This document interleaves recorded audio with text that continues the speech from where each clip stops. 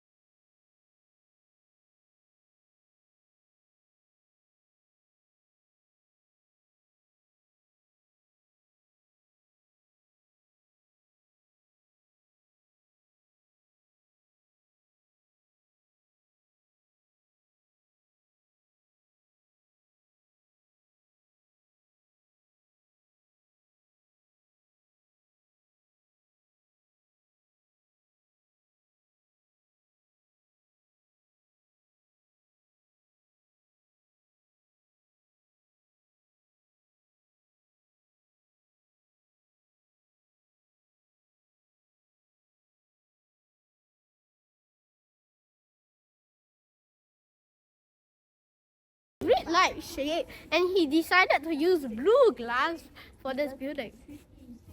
Let us turn our attention to the skylights.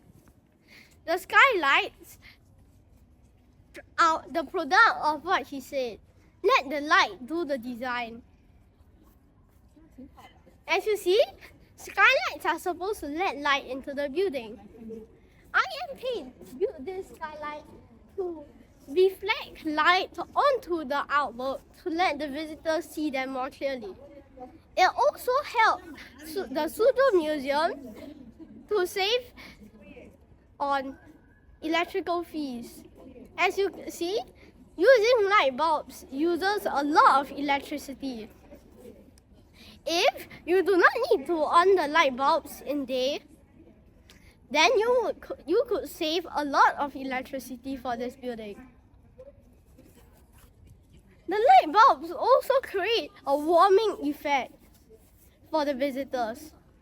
In the interior, these black columns are outlined with wood, making some visitors think that this building is made of wood and white plaster walls. However, it is entirely the opposite. This building, as you can see, is made of stone tiles on concrete walls. The concrete walls actually also contain plasterboards to create a more whitewashed effect, like what I just said, the white walls and black tiles.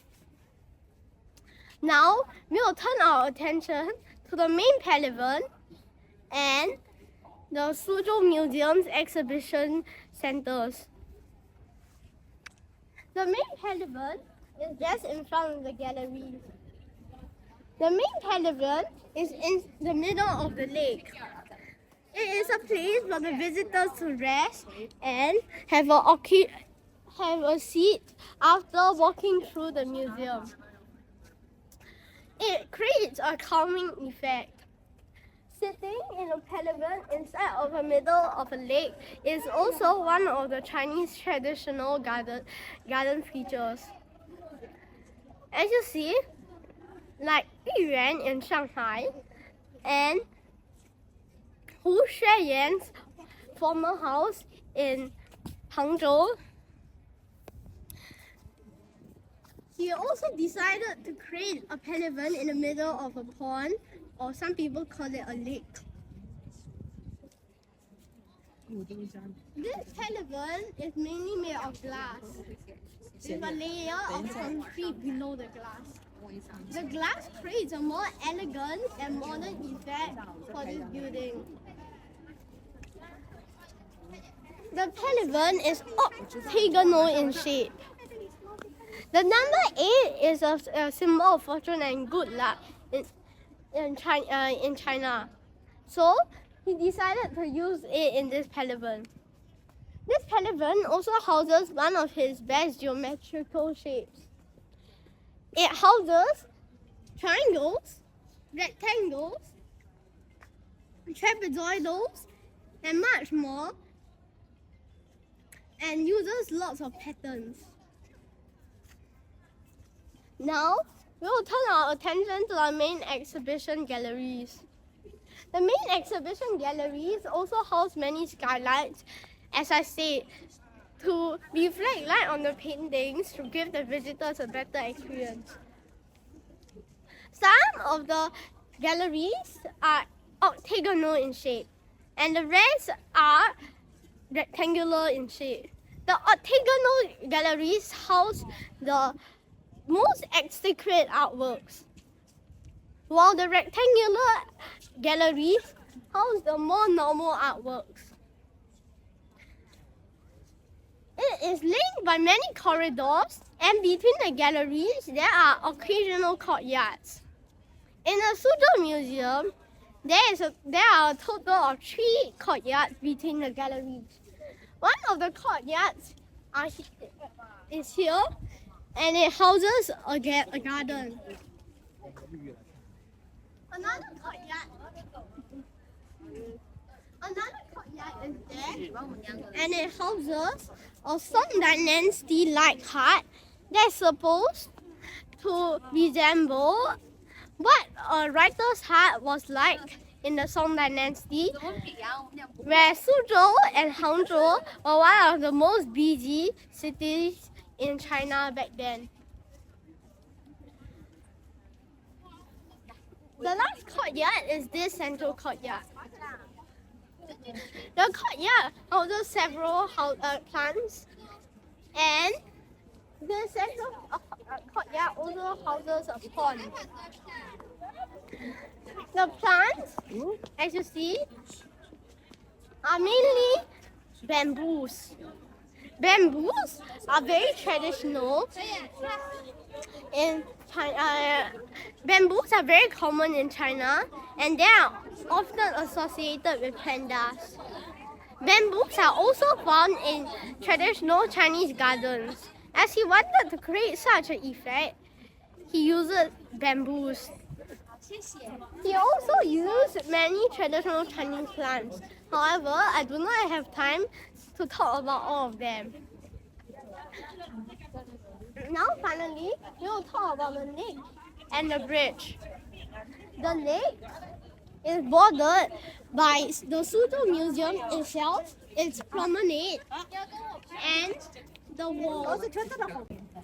This wall houses many fake mountains also. This wall is special because it is shared with the humble administrator's garden, the Suzhou Museum's neighbor. The humble administrator's garden is a traditional Chinese garden and is one of the finest examples and best preserved in China.